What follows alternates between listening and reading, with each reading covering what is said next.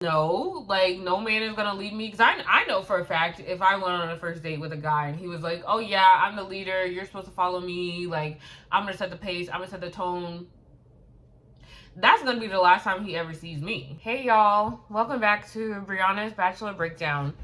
I'm Brianna, and this is a therapist take. So let's go ahead and jump right into it. We are covering episode 4 of season 10 of Bachelor in Paradise.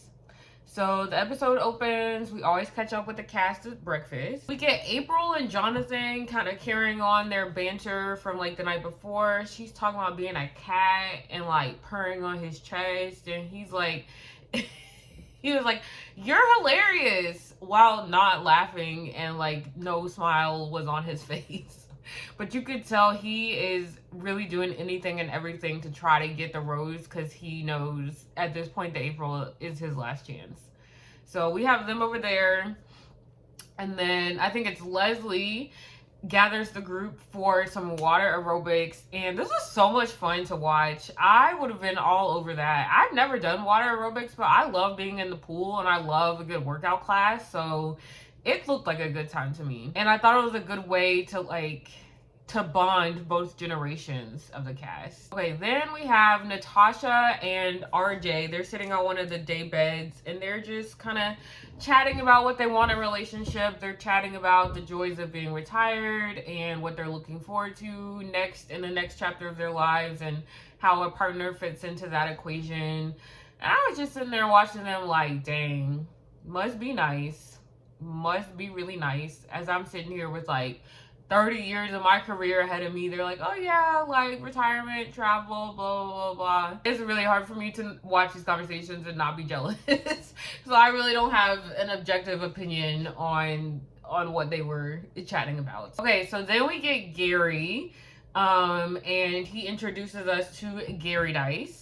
And he pulls up, he immediately turns on the charm. He's pulling out the ladies' chairs. He's pulling ladies onto his lap. Like, he takes the date card and runs with it, okay? And the two women that he has, I guess, the most meaningful conversations with are Natascha and Leslie.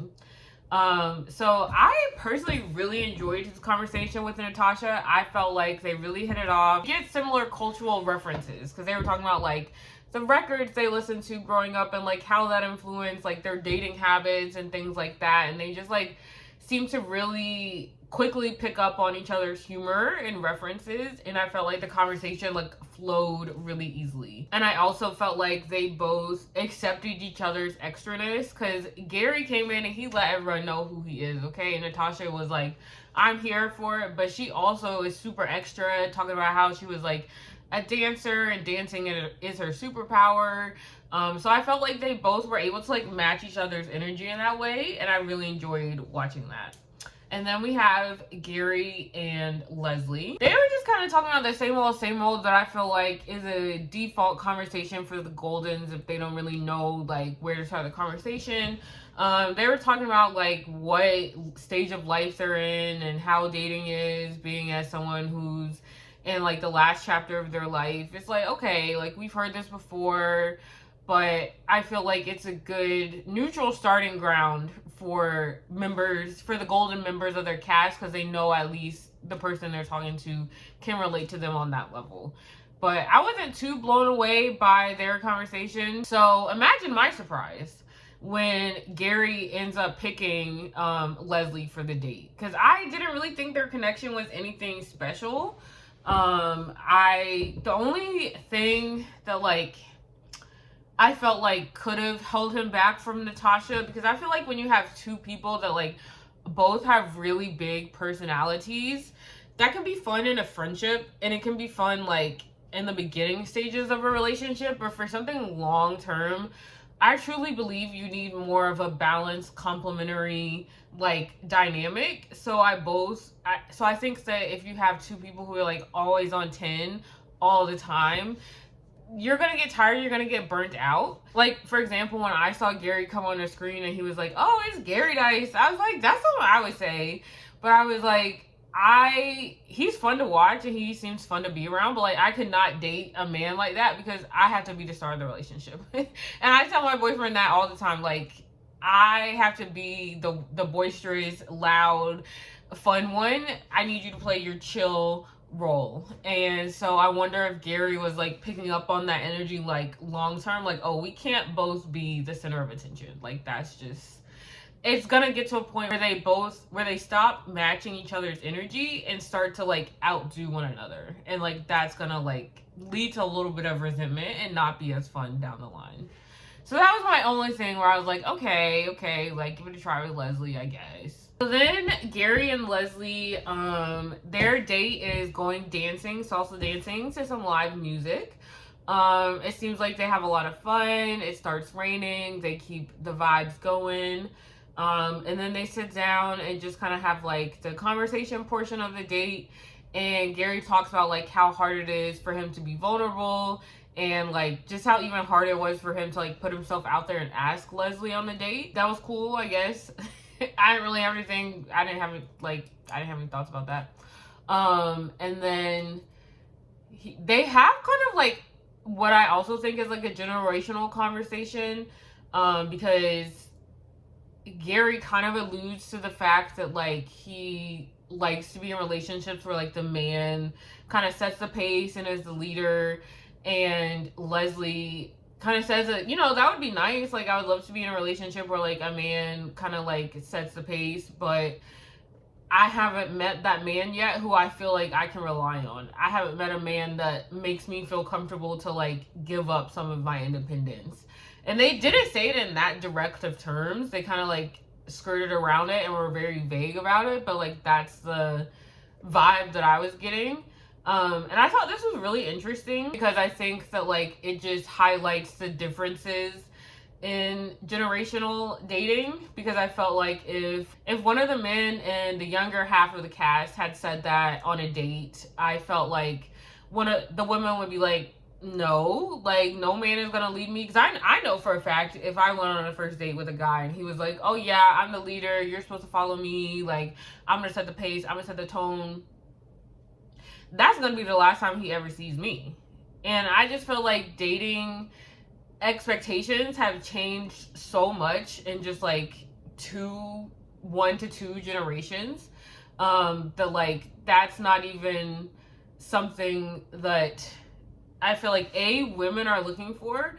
And I feel like if men of the younger generation are looking for that, they know that they have to kind of either like tone down their expectations and kind of like not make that a deal breaker if they want to like get a woman that checks all the rest of their boxes. I feel like men who assert that they want a woman who's like gonna be submissive to them and let them lead, like I feel like that automatically puts them in like the red pill, like alpha bro podcast manosphere type of energy. And at least in my circles and people that I hang out with and like the vibe I get from the cast on the show, that's not something that people are looking for in a man these days. So I felt like it was interesting that kind of went over well with Leslie. She wasn't like, no, I'm not interested in that. She just was like, I haven't found that yet. So yeah, I just thought that was like an interesting generational divide. So then we have the cocktail party. And we started off with Alex and Andrew. Alex is sharing her feelings with Andrew. She talks about how she can't, like the past few days, she's been excited to like go to bed so that she can wake up and like hang out with him again the next day, which is like honestly super cute. And I'm really enjoying their vibe together. And she like has a moment, and like I know I've been hard on Alex this whole time. She still is a little cringy to me. But when she's like sharing her feelings, you can tell that it's like a lot. It's taking a lot out of her to like be vulnerable. And she's like, I feel this way. And she's like getting worked up as she's saying it. And Andrew's like, okay, relax. Like, don't hurt yourself. And I really related to that in that moment, because that's exactly how I am with sharing my feelings. It's like, I had to really, really, really be feeling it to say something sappy. Like that just like, and then once I do say something sappy, it's like, all right, we're not going to get that again for another like 6 months minimum. So they have their cutesy moment. And then we kind of go to Leslie, her rose is a little bit up for grabs. She is interested in giving it to Gary, but there's also these other men who are kind of like flocking around her. And Kim is like the main one vying for her attention. By the way, y'all, I think Kim is super cute. He like is, I think, the most attractive golden man there. So I love it when he's on screen. I love when he does a little like hat tip. Like, I think I just like a very like sharp, clean cut. I mean, he does have a beard, but he keeps it like well trimmed. Like, everything is just in order. And I know that comes from like him being a captain, being in the military, but like I enjoy how he's let that influence his style and how he carries himself throughout the rest of his life. So I'm here for Mr. Kim, okay? So Kim is like, yeah, I want Leslie's rose, like, da-da-da. But then April also pulls him, and she's like, hey, like, you know, you have everything I'm looking for. And I really appreciate his directness in this moment. He's like, you know what? I don't see it between us. I think we are just friends, and that's what it's gonna be. And one thing I really appreciate that I feel like the Goldens are more willing to do than like the younger cast is that they are less likely to feign interest in someone or like tap dance just to get like a pity rose to like stay to the next week. Like, they don't take things as personally, and they're much more willing to be like, you know what, like, there's this person that's interested in me, but it's not worth me lying about my feelings or forcing feelings just to stay here for another week. So I can really respect that. And Kim also is like super confident that he's gonna get Leslie's rose, and I hate when men have confidence. Like, I just hate when they're like too full of themselves. But I couldn't be even mad at him this time because like he did get Leslie's rose. You know what I mean? Like, he was correct. So he kind of ate that one a little bit. Even though he didn't get the rose for the reason why he thinks he did, he still was right at the end of the day. So I have to give that to him. Okay, so then we catch up with Kat and Dale and rewind a little bit to earlier in the day when they were sitting on the day beds, and I don't know how the conversation came up. I think Kat just like asked Dale if he was still open to any potential new woman that might be coming to the beach, and Dale was like, no, like, I'm locked in, da-da-da.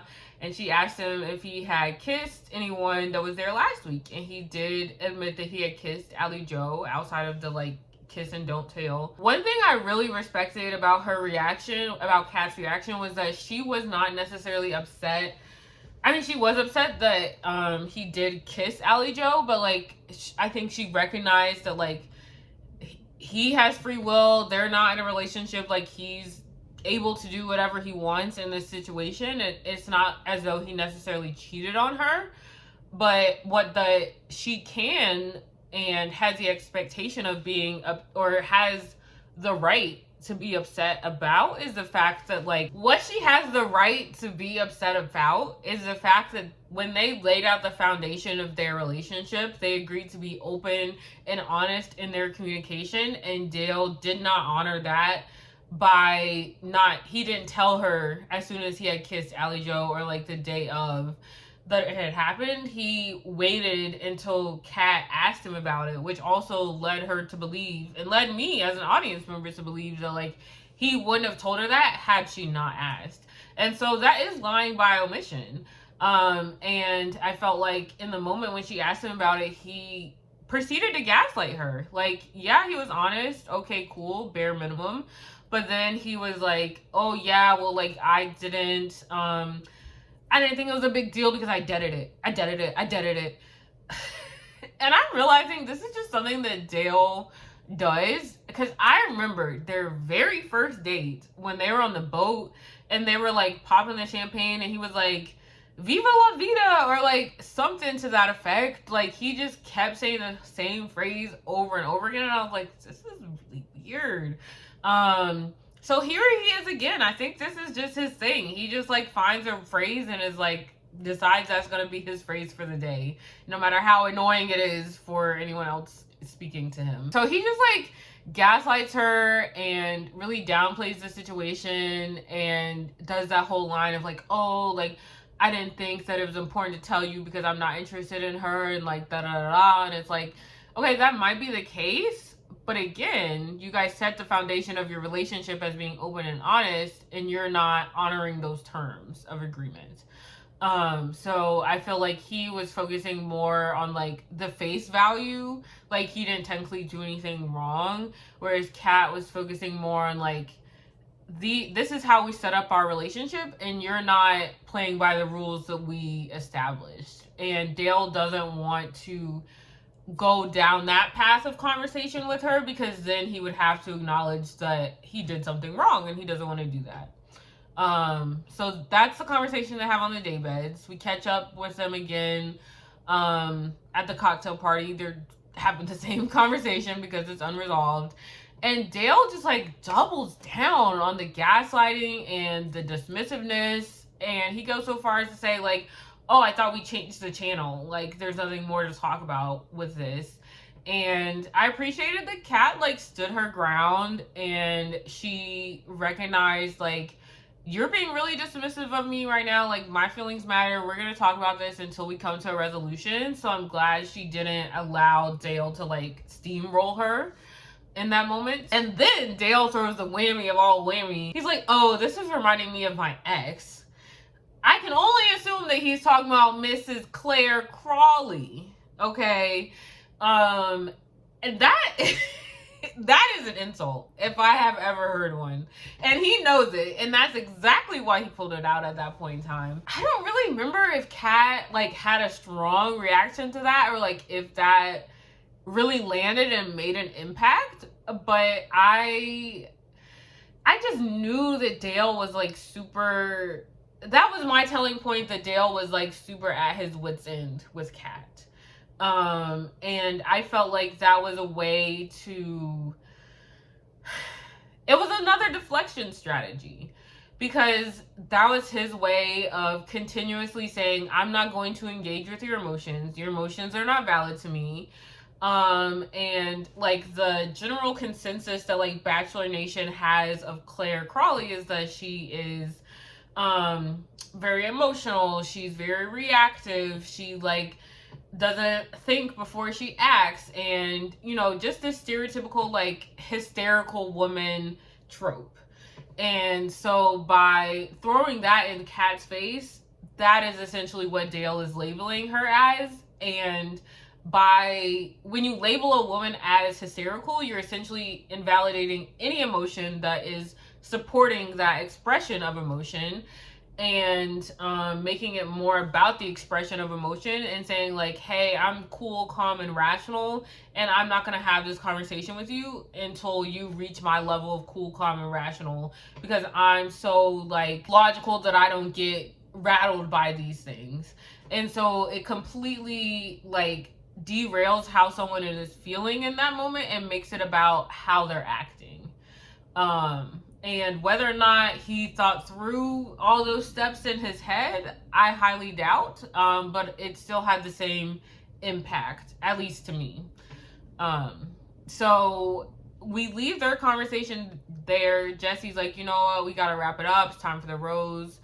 And before that, Jonathan had like swooped in to try to do the last ditch effort with Kat, but I could tell that Kat was still gonna give Dale the rose, simply for the fact that like when you're so deep into like a toxic like cycle in a relationship, there's a part of you that like thinks that if you just explain yourself a little bit more clearly, if you can just get the other person to see your side and understand where you're coming from, then like you guys can move past it and the relationship will go back to how it was. And so she was right there in the thick of it. They had not resolved their argument at that point in time. And so I knew she was going to give Dale the rose for the simple fact that like there were still things left unresolved, and she wouldn't have been at peace if she had just like let Dale leave paradise with like their relationship in such a tenuous place. Before we get to the rose ceremony, one other thing that I thought was like weird and annoying of Dale was he went back and I think he was talking to Andrew or Gary, I think it was, and he was like, oh, like, I just can't deal with Kat. Like, she's just not raised the same way I was. Like, we have different values and beliefs. At that point, that's when I knew that Dale knew that he had lost the argument, but he was just like grasping at straws. He really didn't have anything to say, and he was just like trying to put up so many different barriers for Kat to break through before they could actually address her before they could actually address the problem that she was bringing to the table, because he thought that if he kept throwing distractions and deflections in her face, and it did work, so she would like address him and be like, oh wait, what do you mean we're not raised the same way? Wait, what do you mean we're changing the channel? Like, she kept getting distracted by all these like little roadblocks that he was putting up to save him time from her being like, wait a second though, like the actual root of the issue is that you were not open and honest with me. And he's trying to stall actually having that conversation. So that's where they leave the argument, and we go into the rose ceremony. A lot of roses were as expected. The big surprises of the night were Natascha gave her rose to Gary. I was a little disappointed by that because like I said, I really enjoyed their conversation, but I also felt like since Gary ended up choosing Leslie for the date, I felt like that should have been enough of a clue to Natascha of like, okay, he's not feeling you for whatever reason. Like, let's just stick with RJ, who's in your corner, who's like interested in continuing to get to know you. But I felt like Natascha gave Gary the rose as kind of like a signal of like, hey, like, I know you didn't take me on the date, but like, I just want to let you know that I'm still interested in exploring what our potential connection could be. So she gives Gary the rose. Leslie gives Kim the rose. Kat, like I said, Kat and Dale exchange roses, and then the last surprise of the night is that April gives Jonathan the rose. So he's able to stay, and it's brought up the next day that like this leaves the crowd down to like 3 golden men, which I didn't think about at the time. I was just like, oh, this is such a cute like moment. But it really like, she was just, I mean, it's her rose to give, and she was just thinking about herself and what she wanted to do, and that's cool.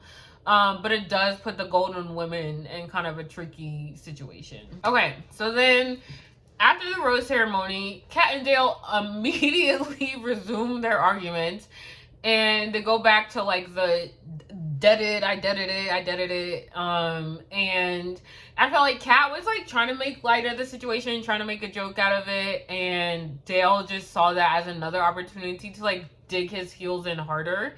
And I think he saw that she was trying to make a joke out of it, and he was like, I'm not gonna let her do that. I'm not gonna let her have anything on me at this point in time. And so he just like pushed her buttons even further, and they eventually like both stormed off, did not resolve the argument. So then the next day we catch up with Leslie and Gary, and they kind of like pull back up, and they're like, hey, I'm still interested in you, you're still interested in me, even though we weren't able to give each other our roses. So like they kind of confirmed that they're on the same page, which like did surprise me a little bit, because I knew obviously that Gary was feeling Leslie, but I also thought that Gary would take more consideration into accepting Natascha's rose, and I thought that would prompt him to be like, hey, like maybe Natascha is like seeing some things that I was too quick to dismiss. Let me explore this connection a little bit more. But that does not seem to be his mentality at all, which is perfectly fine. Like, but I think if I were Natascha, it would frustrate me to know that someone was accepting my rose, knowing that I had the intention of giving it to them, of wanting to, as signaling that I wanted to get to know them better, and that they did not accept it with those same intentions, and they did not communicate that to me. So that was a little bit frustrating that Gary, I felt like, not that Gary should have denied the rose, but I think I think the burden was on him to come to Natascha either at the rose ceremony and be like, hey, like, if I accept this rose, like, it's just as a friend, do with that information what you will, or like the next morning go up and have that conversation with her. So that was a little bit frustrating to me. And instead he just chose a very like passive route of like, she came up and she was trying to flirt with him, and he was like, like he was just kind of like responding as non-committally as possible, not enough to like push her away entirely, but also not enough to like make her want to continue to sit there and speak with him. So it was very like avoidant and very I feel like men do this frustrating thing I've noticed when they decide to check out of a relationship. Sometimes instead of communicating, they no longer are interested in getting to know you or whatever the case may be. They just make themselves as unbearable as possible to be around in whatever form that looks like for them, until the woman in the relationship is like, you know what, I can't do this anymore. So I think that's Gary's approach. Like, he's just trying to be as boring and uninteresting as possible so that Natascha will take it upon herself to be like, hey, maybe I misread the situation, we don't actually have a connection, whatever. And then we have Kim. Captain Kim writes a poem for Leslie, and this could not be like more of just like, I felt like this moment is exactly what I had imagined when I was like, oh, the Goldens are gonna be on this season. Because this is just such like a traditional courtship. Like, there's no other word I can use to describe it. So I really enjoyed that we had this moment, just because it was like, yes, this is what I expect old people to do when they're dating, and I'm glad they are like fulfilling the stereotype for me. I don't know if that's weird. But it just made sense. I was like, yeah, writing a poem is something that a Golden would do for someone they're interested in. So Kim goes and reads the poem. I really honestly zoned out, y'all, because I don't like poetry, so I couldn't tell you what he said. But then after that, and Leslie frustrated me in this moment. She told the camera that she's not interested in Kim as anything more than a friend. But she kind of took a similar approach to Gary, where like she wasn't clear with her intentions. And I feel like Kim, of all people, is someone that could handle it, because he was Mr. Direct with April last night. So I think if she had just sat there and said like, hey, like, thanks for the poem, you know, I'm trying to get to know Gary, he would have been like, cool, no problem. But I think the fact that she said like, oh, like, our friendship is really important to me, like she kind of went that route. It was kind of frustrating, because I think Kim heard that and said, oh, okay, as long as I continue to build on this friendships, and there's a hope and a possibility for me of advancing to that next level in our relationship. And that's not at all the intention that Leslie had in delivering that news. So I do wish she would have been a little bit more direct in that sense. So then we have Leah and Nancy pull up.